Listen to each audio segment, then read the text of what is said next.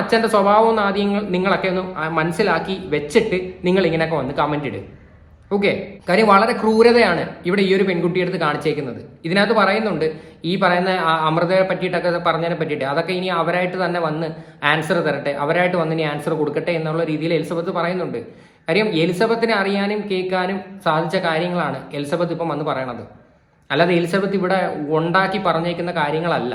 എല്ലാ എലിസബത്തിന് സ്വന്തം അനുഭവങ്ങളിൽ നിന്ന് ഉണ്ടായ കാര്യങ്ങളാണ്. ഇത്രയും നാള് എലിസബത്ത് ഇതിനെ പറ്റിയിട്ട് കമാന്നൊരു അക്ഷരം മിണ്ടിയിട്ടില്ല.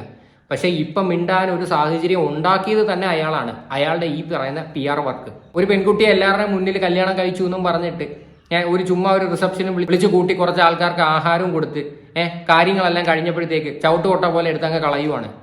അതെന്തുവാ ഇത് ശരിക്കും പറഞ്ഞാൽ? അപ്പം നാളെ ഇനിയിപ്പം അങ്ങനെ മതിയല്ലോ, കല്യാണമൊന്നും വേണ്ടല്ലോ, എല്ലാവരെയും വിളിച്ചു കൂട്ടി ചുമ്മാ ഒന്ന് പറ്റിച്ചിട്ട് കുറച്ചൊരു ഡ്രാമ കാണിച്ചിട്ട് നമ്മുടെ കാര്യങ്ങളൊക്കെ കഴിഞ്ഞിട്ട് നൈസായിട്ട് എടുത്തങ്ങ് വെളിയിൽ കളയാം.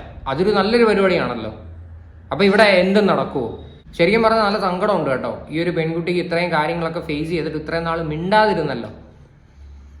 ഇതിൽ കൂടുതൽ എനിക്ക് വേറെ ഒന്നും പറയാനില്ല. എന്തായാലും ഇതിനെക്കുറിച്ചിട്ടുള്ള നിങ്ങളുടെയൊക്കെ അഭിപ്രായങ്ങൾ എന്താണെന്ന് വെച്ചാൽ നിങ്ങൾ തീർച്ചയായിട്ടും കമന്റ് ചെയ്യുക.